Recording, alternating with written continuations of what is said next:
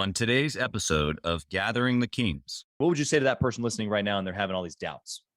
Yeah, I think, well, first of all, the doubts are real and they're legit. As I look back on my career, what I have realized is that obviously the team that you have around you is the most important resource that you could possibly have. You are listening to Gathering the Kings with Chaz Wolfe, featuring fellow 7, 8, and even 9-figure business owners who have real battle scars from business and life, but have prevailed as the king that they are designed to be. We welcome high-performing entrepreneurs to the stage in order to reveal the real of the real on what it takes to build a successful business today. We dissect the good and bad decisions they've made along the way that give a true and accurate picture of the journey of success and how you too can get there. Through this dialogue, you will learn the value of growing your network and surrounding yourself with power players and kings like today's guest. Grab your pen and notebook because we're about to dive in. All right, everybody, I'm Chaz Wolfe, Gathering the Kings. King's Table today invites Justin Beedle to the stage. How you doing? I'm doing great. I really appreciate the opportunity to be on here and to be able to visit for a while. Yeah, I just was really appreciating just our few minutes here before we hit the record button. And I mean, I know you have just a ginormous business, and just our couple minutes back and forth, we're talking about kiddos and we're talking about like the things that are really important outside of just the business world. So I'm really anxious to see where this conversation goes. But Sure. Justin, tell us what kind of business that you have and what you're up to. Sure. Yeah. So I am majority owner of Patriot Development and Construction. I have 2 other partners that are involved with me on this business. We are a commercial general contractor. We basically build projects in every division of construction. We retail, office, financial, veterinary, medical, dental, a lot of retail, car washes, gas stations. And then we also have several hundred units of multifamily projects that we also do. Yeah. We're based out of the Dallas-Fort Worth area and pretty much do projects all over the state of Texas. Other than we generally have not done anything south of San Antonio. Okay. So, but pretty much veteran-owned commercial general contractor, and we have a large majority of our workforce that is also veteran. Incredible. We really try to hire veterans that are transitioning out of the military to be able to put them to work, and they have a lot of the intangibles that are hard to teach nowadays: a sense of urgency, the ability to make a decision, characteristics like that. So, but that's what we do. I love that. And of course, thank you for your service, for the service collectively from your team. I'm sure if you added up all of that, just that in itself, I'm sure would be a very impactful number across your entire organization. That'd be pretty cool to know. Yeah, no. Thank you for all of that. And, to have somebody like you, doing such large projects and in different industries, in different, I guess, skill sets across the commercial contracting space. Obviously you've attracted quite a bit of people to your team, and to be able to do it in that way, I think is really, really special. One of my close friends has spent 3 tours overseas in the Middle East. And when he came back, it was his own business, or in this case, construction, that helped him transition back into what you guys call a civilian life. Sure. And so it was an amazing opportunity for him. So it's incredible to know that you're facilitating that for many others. So yeah, no, we appreciate that, and we appreciate being able to help them out for sure. Yeah. Well, so you've been doing this for a while, and my first question is always the same to everybody. And it's, why are you still pushing? Because obviously you've got this certain level of success, but I would even say in addition to just a certain level of revenue and money success, you've been doing it for a long time now. So you've got the history, you've got the money, you've kind of got the whole thing. Why are you still doing it? Why are you still at it? That's a great question. And really the only way that I can answer that is I love what I do.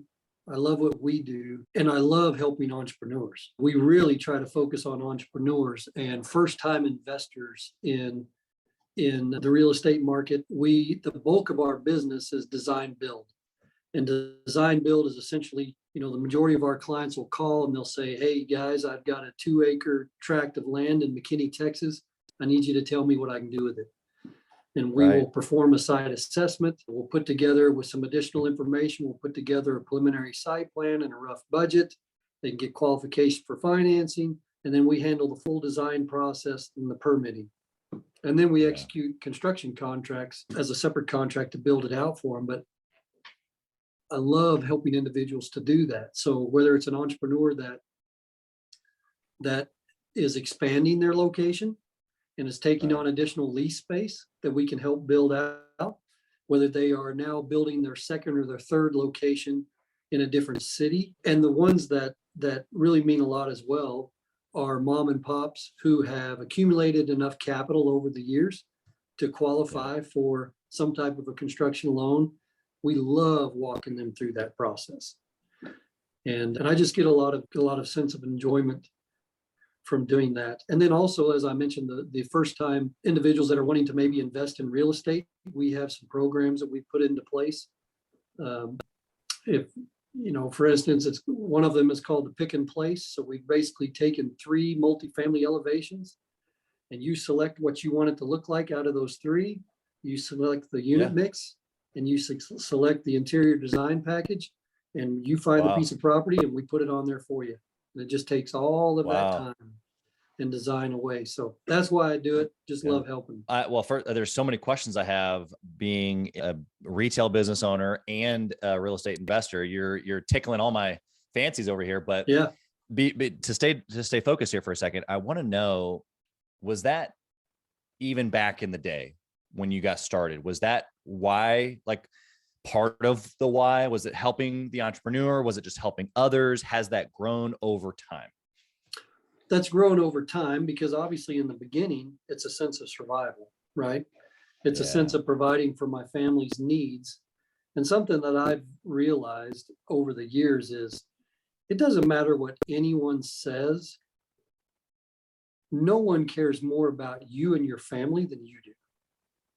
Yeah. So you can go to work for a company and they can tell you that 100 times over, but in the end, I'm sorry, it comes down to number one when you're in that situation. So in the beginning, it was a matter of survival. I remember as a 4th grader, and this is going way back, obviously, as a 4th grader, my dad used to take us with a tractor and a 6-foot brush hog mower and drop us off at clients' houses to mow their pastures.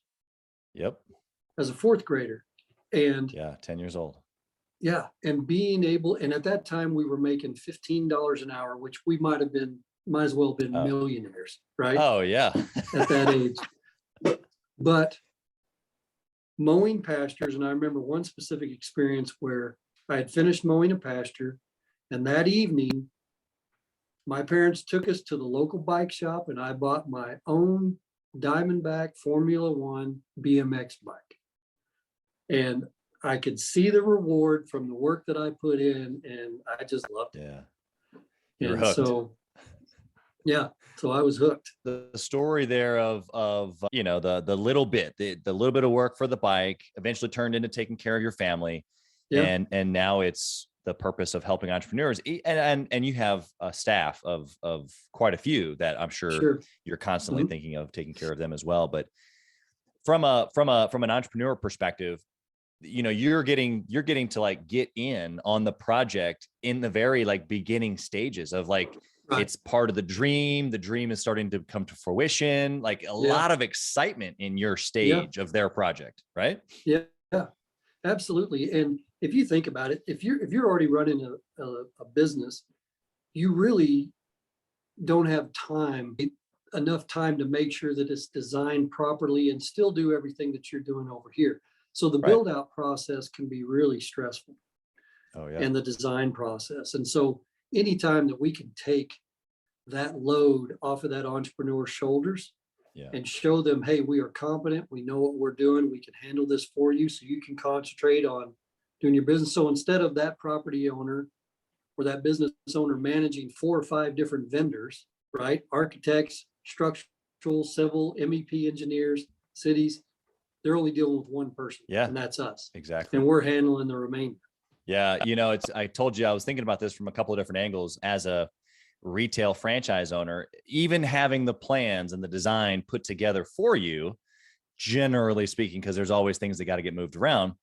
That in itself is definitely something that's burdensome, let alone Yeah. if I didn't have that from the franchisor as we built out multiple locations over the years.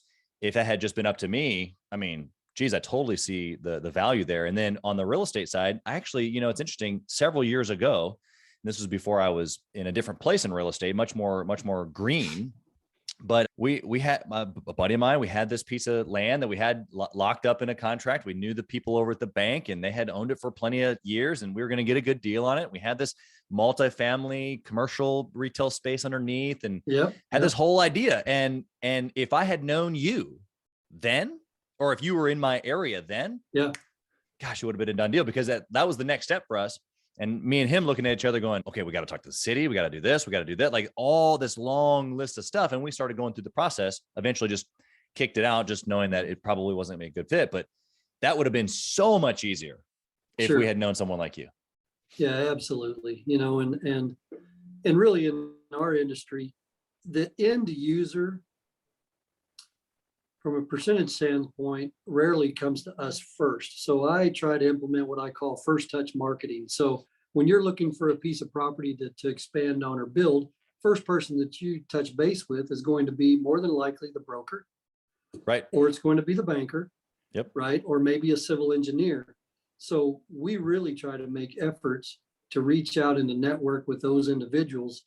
Yeah. And that's the first battle. The second battle is, once you develop a relationship with them, you've got to perform so that they continue to refer you. That's right. Right? They're only going to do it once. Yep. You mess it up, you're done. So we really try to target those individuals and to develop those relationships. So after a while, it's just a matter of referrals from those groups. Because more than likely, you know, a lot of times you're going to say, hey, do you happen to know a good general contractor that you would recommend? Yeah. Right. And so, it all starts with that initial connection, and you just happen to be able to do it all, which I love. And so, okay, let's go back. You kind of gave us a little bit of your history of just being obviously raised by a dad who would throw you out onto clients' pastures with tractors and mowers and such. That's phenomenal. I assume that has built part of who you are. You kind of gave the bike description, but when you got started originally, before maybe you were doing millions, give us an idea of what that looked like. Like, why did you get started in this business? How did it happen? Kind of give us a little bit of the beginning. Okay. So originally how I got started in we'll call it the construction business, was newly married, attending University of North Texas. I was managing a feed store. Okay. And when I would check clients out at the register, multiple times a week, I would have individuals say, hey, do you know anybody that builds barns and does pipe fencing? And fencing. Yep. And at that time, I didn't have anyone that I could refer. And I was visiting with a horseshoer friend of mine at the time, Monty Clayton, good guy. And he said, well, Justin, why don't you do it? And I had never really even thought about that. And so I'd gone through FFA and learned how to weld in high school and all that type of stuff. And so I went straight home for meeting with him, and I printed off some flyers and I called it Ranch Hand Fencing and Barns. There you go. And I set them on the countertop. And the first week I had 7 calls. Oh yeah. I'll never forget it. And being able to go and meet with those clients, and I was absolutely clueless on how to even create an estimate or to do any of that. Totally new. But I knew that there was a need for it. Yeah. And so that was really the first business, Ranch Hand Fencing and Barns. Obviously, I didn't even know anything about DBAs or LLCs or anything. Yep. So it eventually became Ranch Hand Livestock Facilities. Okay. And we built several hundred barns and shops and probably miles of fencing for people all over North Texas. And then from there, my wife is from Northern Nevada, and we started a group called Nevada Cornerstone Group, which was residential and commercial construction in Nevada. Ended up selling that business and moving back here to Texas. In 2008 to 12, I was Aldi's construction manager for the state of Texas. So worked with a fantastic team, and we rolled out, I believe it was around 47 grocery stores throughout Dallas-Fort Worth. And then from there, you know, with some other stops, ended up starting Patriot Development Group, which ultimately became Patriot Development and Construction. Yeah. I love that at beginning. the inkling of the story. The one thing that I picked up, you said the second thing, which was that there was a need, like this obvious need. Yeah. But the thing that I picked up and pulled away from that is that it was your buddy, or it was the other guy that said, why don't you do it? And I can just so relate to that. I think everybody listening today has that person or people who is just almost naively inspired us to take action. Now, whether we have or not in those moments, that's up to us in those moments. Yeah. But yeah, I think it's so interesting to be able to look back, and because you probably have multiples of those now, like multiple options to tell that same story, right? Yep. Yeah, absolutely. And I even ran across him a few months back and thanked him. Wow. Again. And his response was, I just knew you were a good person and you were going to be genuine and good to people. Yeah. But for him to even suggest that and to give me that confidence of, hey man, why aren't you doing it? Yeah. Go give it a shot. It changed everything. Yeah. For me, really. It's interesting. I'm just kind of piecing this together, even in my own story. I think every entrepreneur has both parts, and both parts meaning the time where someone told us that we couldn't do something. And that kind of fired us up and said, watch. Yeah. And I think we could probably tell stories on that one for podcasts on days, on days, on days. But I think that this portion or part of our stories kind of gets a little, it's not as flashy. It's not as exciting to say, they told me I couldn't do it and then I did it anyway. But when that small little whisper from someone that we trust, or someone that we just, come in contact with, that gives us the confidence, is what you said, to be able to kind of like take that next step, whether we thought we were going to or not. And I look back, and those are as, if not more, impactful in my own story. And I think we probably all relate to that. They just don't get those moments, don't get the credit, I don't think, Right. I don't think they get the credit. And then the other thing that I think is important about that too, is I think it's really important for us to be those individuals for others. Oh yeah. Right. Yes. We didn't get to where we're currently at right now. Not that we're tremendously better than anybody else. We didn't get to where we were at without others involved in our lives. And 100%. we didn't have it all figured out. And so if you can be a mentor to somebody, or to pull them aside and just say, hey, I see what you're doing here. Let me give you a couple gotchas that I ran into that you might just want to watch out for. Yeah. And I'm just a big believer in that. I love helping people. I get several calls for individuals that are wanting to start businesses, and I'll take time. We'll bring them in, sit down and say, okay, what are you thinking? Here's some things that I see. And what I try to follow, and if I'm starting to bore you, you tell me, but no, it's good stuff. There is I don't know if you've ever watched the documentary on Warren Buffett that's on HBO. I have not. Please explain. Okay.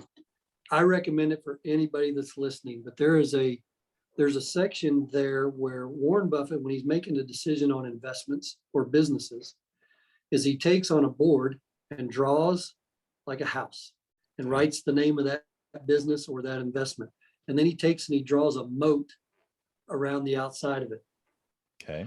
And then he and his team, all they do is sit and shoot arrows at that investment in that business of how it could possibly go wrong and what's wrong with it. Then from those arrows and I know I'm paraphrasing, right? Totally. Then all you're doing is coming up with solutions for each one of those issues. Yeah. Right. I love that. And I've used that so many times throughout my career. Yeah. That's a great documentary to watch. Yeah. Such a great resource. And just even the mindset there of not negativity, but of, okay, what's the future hold? And let's just be honest about it. And then that way we can solve the problems ahead of time. Yeah. The one thing that you just said here that I want to encourage the listener from a perspective of mentorship, obviously, you sharing an hour of your time here today is a huge part of that. They're listening today. They're grabbing some of those things here from you. And we'll get to the good and bad decision of yours here in a minute. But what I want to encourage the listener to do right now is to take what they've got and turn around and give it to the next guy behind them, even. Because everything that's being shared here, about mentorship, and even the fact that Justin's giving you not only just the ability to understand mentorship and receive, when you can turn around and give it. For me, every single time I've done that, I've grown, and I've grown usually more than when I try to get myself into a place where I'm receiving. I want to be able to give as much, if not even more than what I'm receiving. So I just want to encourage you to do that. So perfect transition here for us to go right into some mentorship from you, from the man himself. Let's talk about a good decision that you've made inside your business as you've scaled it that we can take note of here today and learn from you. You know, as I look back on my career, I've always had a leadership style of conciliatory, right? I want individuals around me, good people, that I can sit in a room and discuss different decisions that we want to make. Yeah. I don't have it all figured out. Most people don't have it all figured out. But if you bring good people who are smart around you, you can pretty much tackle any decision that you have. And the way I've always looked at it is, you know, from a business standpoint, if you look at a wheel, you got the hub in the middle, right? Which is typically how people form their businesses. You're the hub and you have all these outside groups that are around that form the rim. Right. Well, in a sense, you don't own a business, you own a job, right? Yep. That hub leaves, that wheel falls apart. That's right.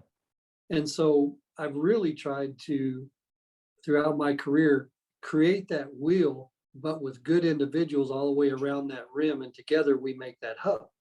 And then that way, when I go on vacation or when we go do these things, the whole thing doesn't fall apart. Right.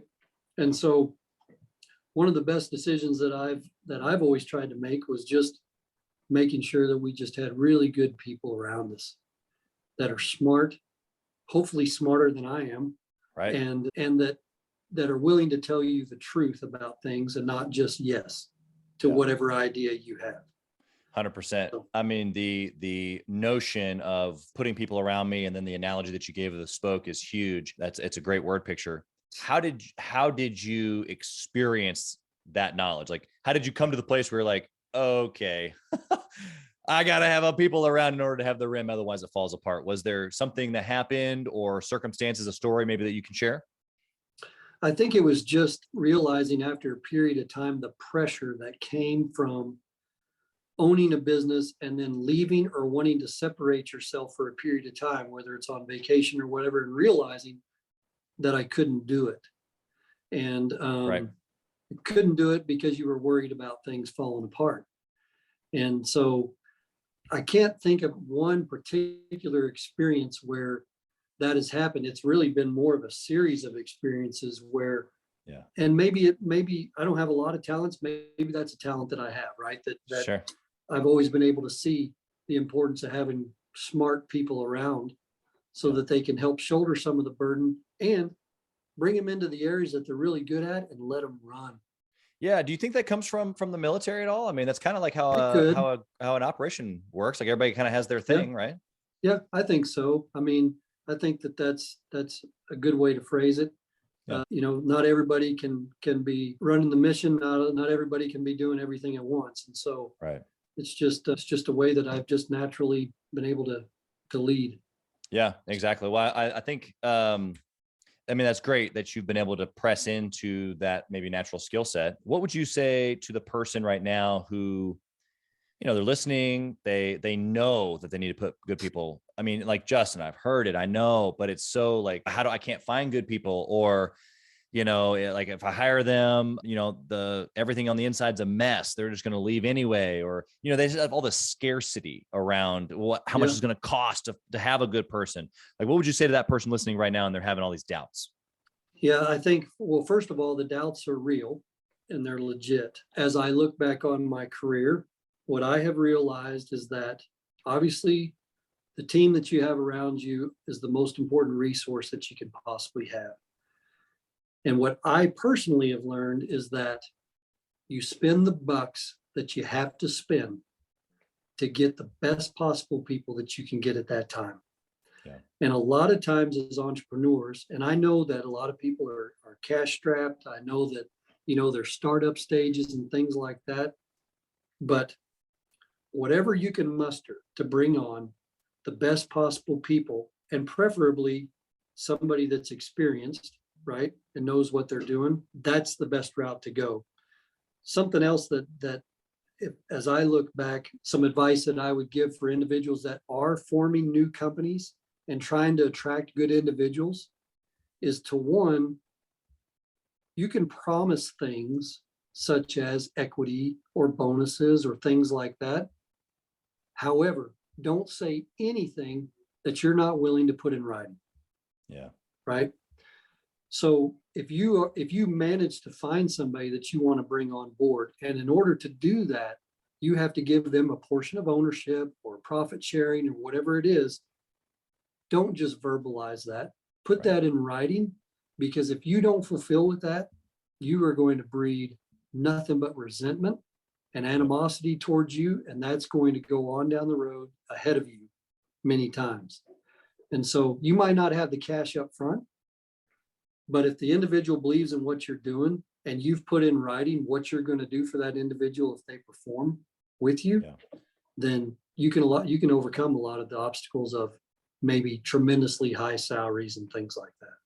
Yeah. And I was going to kind of just transition that such great information onto, has that been something that you've done that's been a repeated success tool for you, which is find the person like the entrepreneur or the high level salesperson who wants a piece of the pie or a commission instead of just a big salary? Is that something that's helpful? Yeah. I mean, in the end, I'm a big believer in you're always just training your competition, right? And so when you have individuals within your organizations that are go-getters, are self-motivated, know what they're doing, there probably aren't too many things ahead of them that are preventing them from just going and doing it themselves, right? Sure. So you've got to take care of the people who are rock stars within your group or within your industry. Yeah. And sometimes by giving up little small portions, you're gaining significantly, right? Yeah. People get caught up on a 1, 2 to 5%, 3%, whatever it might be. And I don't think that you're thinking, at least for me, I'm not judging anybody, but you should be willing, when you get individuals like that, all I am saying is think about the fact of what they can help you do rather than that small portion of ownership that you might be giving up, or that portion of bonus or profit sharing, right? I mean, think big picture, not small picture. Not the here and now. I love that. Like you just said, not the here and now. It helps you build something for tomorrow. Right. What are you looking for in that person? Let's just keep the vein going here for a second. Who's that person that you're willing to give a 1 or 3 or a 5% equity stake to? Well, I mean, obviously they have to be proven, right? I think in many industries, but at least in our industry, my personal opinion is there are just certain people who can get it done, and there are certain people who can't, right? What I have tried to do in the past is when I come across an individual that just makes it happen, okay? That's a huge skill. And so I want to try, well, first of all, when we find individuals that can just make it happen and get it done, then that's one part of the equation. The other part of the equation is really looking at those individuals from a professional standpoint, right? Appearance, communication, both written and oral. Are they somebody that you want to represent as a partner of your business or a leader within your business? If you start to check the boxes of each one of those things, you need to seriously think about whether or not you're going to let that person go down the road and truthfully compete with you, because that's what they're going to do, right? So give them a reason to be there with you. And so that's what I've tried to do is when I come across individuals like that, I want them here. I want them with us. And the other partners that are involved with our group, they have the same exact opinion. We want them here. So I think that you're spot on. And I think even for that side, for that person, they're possibly capable of doing it themselves. But we all know that they're going to run into a bunch of bumps in the road trying to do it themselves, even if they are going to be good at it and be a potential threat or competition. So you're actually, by combining forces, not only are you protecting yourself, I like to think of it as giving them an opportunity to kind of bypass some of the things, some of the mistakes, some of the early bumps. And it really is a win-win if it's the right person. Yeah, absolutely. I mean, and frankly, you hope that you're coming across individuals that are grateful for that experience Yeah. that you're already going to teach them. Right. Right. And sometimes you find those individuals and sometimes you don't, and they go down the road and they bump their head a little bit. And more times than not, they come back and they say, hey, man, I had really it good. appreciate it. Yeah. I appreciated my time with you and just the things that you taught me. But, Yeah. So That's yeah. right. That's right. And I think that that's kind of a marker, I haven't realized that until, some of the maybe more recent years, but even folks that worked on different teams of ours years ago, they come back and even just the fact that they didn't want to come right back, it's just like, oh man, I they left thinking something was going to be different or better. And obviously even in the retail space, it's just difficult, the opportunity is only so big there for folks, but when they've gone, I've had a few where they go and they've grown some skill sets and they come back, not only appreciating what they had once before, but now they're seasoned a little bit. And so they've made themselves even more valuable. So thinking of a couple best case folks. scenario. Yeah. Best case scenario, they've learned something that you didn't know and they're bringing it back to you. Yeah, exactly. So, but the only reason they're coming back, to your point, is because you spent the time. You were just doing the right things that we should have been doing as employers, as people, mentors, all of that, just being genuine. Yeah. And having the opportunity of, in this industry, there's turnover, right? And I mean it 100%. When an individual comes to me, when a team member comes to me and they are leaving because of what they perceive to be a better opportunity or a better situation for their family, I genuinely hope it works for them. Right. Yeah. I really want it to work for them. But I also tell them, if it doesn't, first of all, don't be ashamed of taking the risk, but two, don't be prideful and not want to come back and talk to me or us about coming back. Yeah. Right. Yep. Because you 100%. admire the wanting to get ahead. Just sometimes maybe it's the same situation where the individual promised all kinds of things. They get there, it doesn't materialize, and they realize, that's not where I want to be. Yeah. Right. Yeah. So just be genuine. I'm sure that happens quite a bit. Yeah, 100%. I think that what you're saying there is just life lessons, and it's something from a place of care or mentorship, not from employment. It's, hey, as an individual, I care about you. I care about your family. And I can remember a scenario where I had, one of my first multi-unit managers. She was a single mom, and even though she had the best opportunity within my organization at that time, many years ago, she found a better opportunity, and it left me in a tickle of a place. Yeah. But man, it was like, wow, what an amazing opportunity for her as a single mom to be able to grow and get her skill set on another level. And so to be able to bless somebody in that really is a whole nother level as business owners of the mature place. And you can call it kingship versus warriorship. We use those words all the time here, Gathering the Kings, but it's just a maturity that you have, a perspective. Yeah, absolutely. Yep, I agree. Okay, so I want to know a process that you've got around decisions. And actually, we may have skipped over your bad decision. Did we skip over your bad decision? Like, come back, hold on, before we go process. Tell me what you've done just to screw everything up, Justin. Really, I've thought about this a little bit and just I think for me, as I look back on my career, the times where I've really messed it up is when I don't trust my gut instincts. Yeah. And we all know it. We've all been there. Our gut instincts have told us at times when we should be involved with a project, when we shouldn't, when we should be involved with a person and we are. And just the gut instinct of saying, no, I can't help you. I'm not going to be the right person to help you, because more times than not, that's always come back to bite, not listening to your instincts and telling you whether you should be involved or not. And so I haven't had too many situations where, and maybe it's because of that conciliatory approach to decisions, right?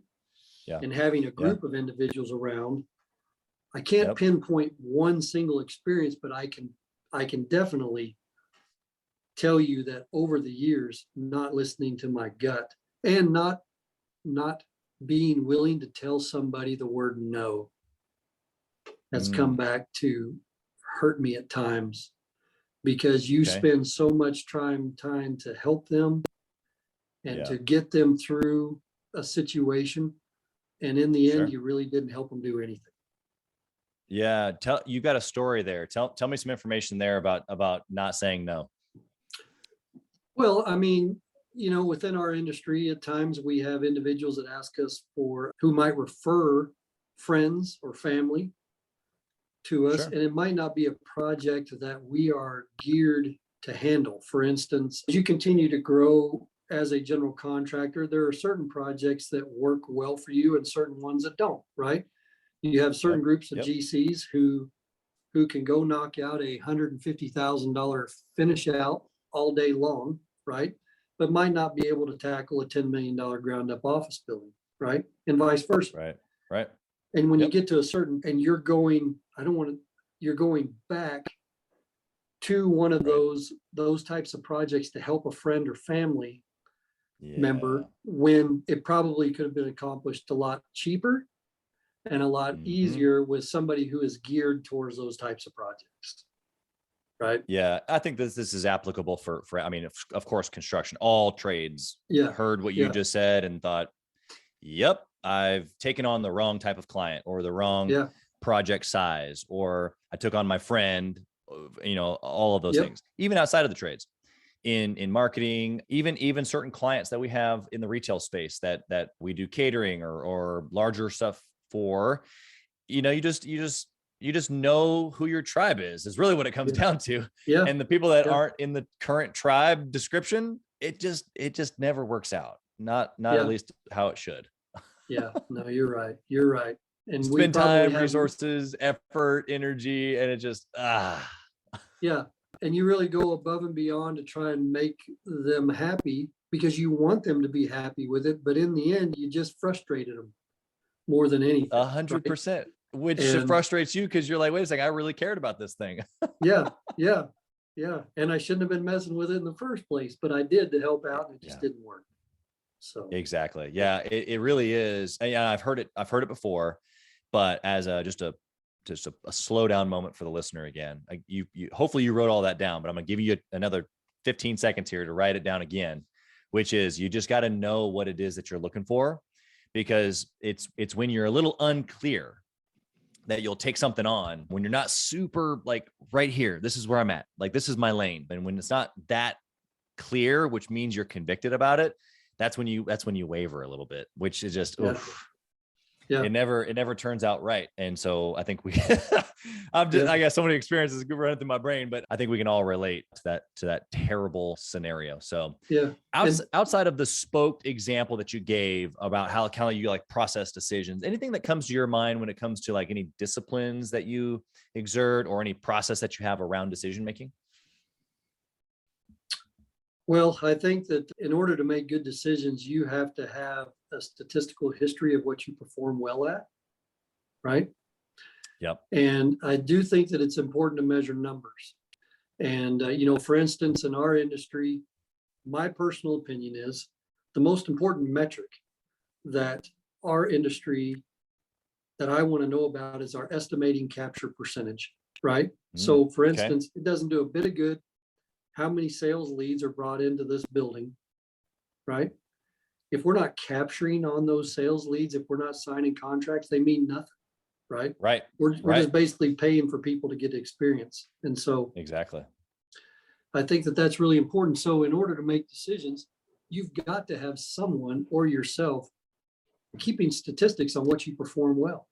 Is your best project a $1.5 to $7 million project? Or is your best project, from a profit standpoint, 7 to 15 million, right? Right. So that you know where to hone in. Going back to that same documentary I was talking about, Warren Buffett's got a picture of Ted Williams in his office. And if those of you out there that want to look it up, there's Ted Williams. He's a baseball player. And he was the first one that really started to look at the statistics of where he hits the best. And he was always in the 400s. If it was in the strike zone, but slightly high. He figured out that if it was outside, anywhere in that area, that it was best for him to not swing at it, even though it might be a strike, right? And so The only way he was able to do that is to be able to process that information. So in some form or fashion, you need to measure statistically what you're good at as a company, so that when you sit down and you have an opportunity come in front of you, you can make an educated decision on whether or not you're actually going to pursue it. Right. Yeah. I love the lens, what you just gave to us. That lens gives clarity, which then helps you make the decision, which is what you're talking about. But the lens of data, I see so many people, I mean, bigger companies too, but especially guys that are listening right now, guys and gals, that you're not at the 7-figure mark yet. It's likely because things are kind of maybe written down, or maybe just in your brain still. They're not even written down. And so I think what Justin's saying here is you got to figure out, just sit down for a second, get out of the grind for 15 minutes and take some time to ponder, what is it that makes the most sense for us, makes the most money marginally, and also what are we best at? And then look at the history and go, okay, like how often do we do that? How do we get those? And if we just put all of our effort into that, how much more efficient would the thing be? Yeah. And even if you don't have even if you don't have a software system that spits those reports out to you, which a lot of them don't, whether you're in QuickBooks, whatever software you're in, you've got job profitability reports. You can look back and see.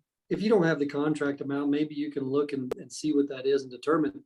What you might even figure out is you're not shooting high enough, right? Right. You might be looking at, if you're a contractor that deals with, let's say, $30,000 to $50,000 remodels, and you're spinning your wheels all day long, and every year you're increasing incrementally, maybe 10-15%. Well, maybe you need to start looking at bigger projects to get where you need to be, right? Yep. You might be good at where you're at, but maybe you need to stretch it a little bit. Yeah, that's right. And start. Yeah, it really makes you it helps you make the decision and move the projects in the way that you want to go, or the revenue in either or. So it's funny, you dwindled your metric down to 1 for us here, even before I asked. I don't know if you knew this, but it's one of my top questions here is dwindle the business all the way down to 1 metric. And so for you, it's this capture rate. And so how can someone who maybe doesn't have the software, or who maybe doesn't even know how many leads that they're getting versus how many they're closing, like how do you start with this metric that you've given to us? If you don't have software that's tracking that, well, first of all, I would definitely look at a way to be identifying those things, but you've got a pad and paper, right? Yep. So every time you send out a bid for a project, you're writing down what that project name is, the date, the contract amount, and beside it, you've got a captured, or really we do 3 categories: captured, non-awarded, and then we also have never materialized, right? Because there's a lot of projects that are bid that never even come to fruition, right? So in the end, it's just simple percentages. After a period of time, hey, I bid 50 projects this year and I captured 25% of them. Industry average for our industry in the general contracting realm, commercial, you generally want to be in the 30s to the 50%, right? Somewhere in there. If you're above that, you might be too cheap, right? Right. Yep. If you're below that, there's probably a couple of different factors involved with that. One, they don't trust you enough. You might not be presenting yourself the way that you should, right? Or you're way too high, or they just don't have confidence in you that you can do it. So at least by keeping those statistics, you can sit back as a team and say, hey, why aren't we getting these? Right. Right. Then you're asking the client, can you give me an explanation of why we might not have been awarded this job? Right. Right. Yep. We're always looking to get better. Can you tell us why? Well, you were $25,000 higher than somebody else. Okay, write that down. The numbers don't lie, right? Over a period of time. Exactly. So over a period of time, you're realizing, hey guys, 70% of the time we're higher than everybody else. Why is that? Yeah. Yeah. Well, in our industry, I think maybe, go ahead. No, sorry, I didn't mean to cut you off there. I was just going to say that, you're giving such valuable information, but it's just flowing out of you like like it's natural. And so what he's talking about here, I want you to really pay attention. In fact, if you're listening now, I want you to hit pause and rewind it and come back, because everything that he just gave, it seems so easy. Like, of course, you understand these things, you write them down, you ask these questions, but what he said was most impactful is that over a period of time, it basically tells the story. Data will tell the story over a period of time. And so number one, you got to let the period of time happen, but you got to make sure that you're tracking the data in that period of time so that you can look back and be able to understand the story that the data is telling you. So I wanted to make sure that they understood that. I've got a couple more questions here before we wrap up, Justin. This is just so good. Enjoyed it. Good. Okay. So my question to you around networking and mastermind groups: do you spend time networking with other entrepreneurs, or do you mastermind with any other entrepreneurs? I do. I definitely try to find individuals who I can tell that I perceive are smart, successful, both what I say spiritually and temporally, right? I believe that they go hand in hand, right? Yeah. So I find individuals that I respect, and then take them golfing, take them to lunch, whatever it might be, just bounce ideas off. We have set up an advisory board within our company, right? So for those that might be contemplating that's valuable input, right? Yeah. Look towards where are the risks within your industry, whether it's legal, compliance, right? Whatever it might be, marketing. Find individuals that you really respect, set up a board, and then come to them every quarter, every 6 months, present what you're doing and get their input on what you're doing, right? Yeah. Sometimes you're so involved, you just can't see the forest for the trees. But it's amazing sometimes when you put that information in front of board members and they smack you on the forehead and say, "What are you doing?" That's right. That's right. Why are you doing this? You're opening yourself up for liability here, or are you guys not seeing the numbers I'm seeing that you're not very profitable, or whatever it might be? But the board approach has worked out fantastic throughout my career. Yeah. I love the idea of the board. In fact, we didn't start out with this, with Gathering the Kings, as far as this idea, but as the mastermind groups, specifically the 7-figure and 8-figure group, has grown, that's been more of the language. It's this group of 15, 20, 25 other owners that are in a high level thinking, but in different industries. I can come to the table, I can bring my issues, I can bring what's working, what's not, and then I can get this feedback. Just like what you just said, you just happen to have your own, which is just this incredible opportunity to have a board of directors of people that, they're in the grind, or they're in the building, they're in the leadership, they're doing the thing that you're doing, Yeah, absolutely. It's just really, really valuable input from outside individuals, but find that trusted friend or two that's successful, like I said, spiritually and temporally, and bounce ideas off of them. Ask them how they handle it in their industry. Most industries are similar, right? When it comes to the core of it. That's right. So find out how they approach something. The other thing is, when you're running into issues, it might not be something that you have to solve, right? Look outside of your industry for a third party group that might do it significantly better, so you can concentrate on something else, right? That's right. Try and figure out, hey, do I even need to be messing with this? And if you don't, try and sub it out to somebody else, to another group, and let them handle it so you can focus on something else.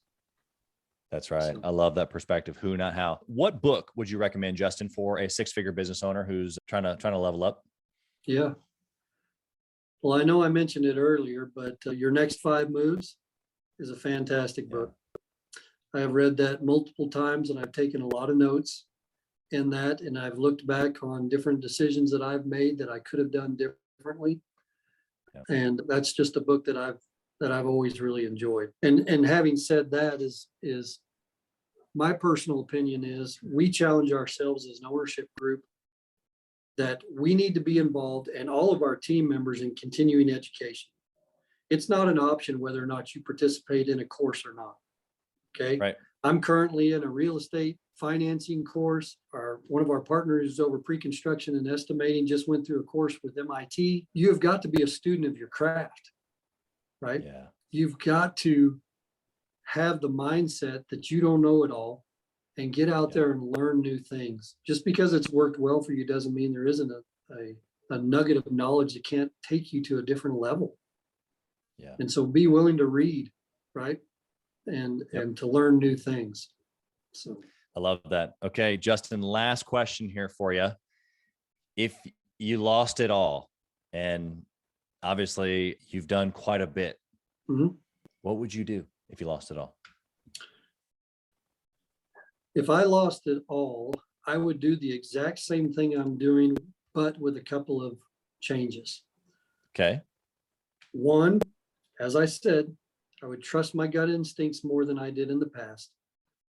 Two, I would, as I mentioned, being able to really finalize my focus and say no more often. Okay. But the most important thing that I would have done differently is I would have figured out a way to be building my own projects significantly sooner than what I am now. Right. It took several years of building for other individuals before I really understood the process of building for myself. Now that we build our own internal investments, I look back and I think, why in the world was I not building projects for ourselves earlier? Right. And so I would have figured out a way, capital raise, whatever it would have been in the beginning, to partner with individuals so that I could build as many projects as I possibly could where we had ownership in them. Yeah. That's what I would have done differently. I love the perspective, the humble approach that you've given here today. I do not take it lightly. How can a listener who wants to connect with you, they want to find you, they want to reach out to you, how can they find you? Yeah, absolutely. So obviously they can go to our website, which is patriotdevelopment.com. Our office number is 940-230-2900. My email address is on our website. I don't hide behind anything. None of us do. Our emails are right there for you to send information. You can also send emails at info@patriotdevelopment.com. If you're interested in building a project and you want somebody to walk that process through the city for you and the design, we'd love to hear from you. And then, obviously once you call the office here, they'll pass that information on to myself or one of the other group, and we'll personally come and sit down with you and go through whatever project that you have. And we'll give you the good and the bad, the red flags, right, that you need to look at. I love doing site assessments. So if you've got a project that you're wanting to do, we'll sit down, we'll look at that, setbacks, easements, floodplains, utility locations, all of that. And we'll be able to tell you, yeah, I think it's doable, or yeah, you ought to run. You ought to run from that one. So I love that's how you get in touch with.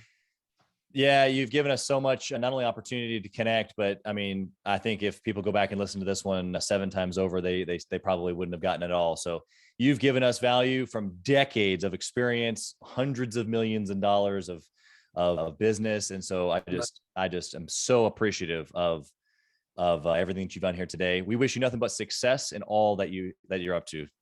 Chaz, I really appreciate the opportunity to be on here. And yeah, I would love to answer any questions that you have or anyone else has. I'm here to help.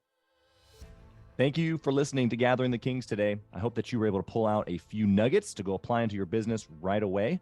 More importantly, though, I hope that you're realizing that it takes more to be successful than just being by yourself, doing it all on your own, carrying the weight all by yourself. What I have realized, not only in my own journey from multiple businesses and multiple different industries, and now interviewing literally over 200 or 300 other very successful 7, 8, and 9-figure business owners, is that it's tough to do it alone. And so Gathering the Kings literally exists to bring together successful entrepreneurs. In fact, we are putting together 1,000 kings, specifically who are grateful but not done. We're intentionally assembling kings who fight tooth and nail for their business, family, and communities. And here's what we believe, that in the pursuit of excellence in those areas, that it ignites within us the responsibility to govern power and forge a lasting legacy. So if that relates and resonates with you, and you know that you need people around you, sharp, qualified, other very successful business owners, I want you to go to gatheringthekings.com. I want you to take a look at what we're doing and see if it makes sense for you to be part of our pursuit to 1,000 kings. Talk soon.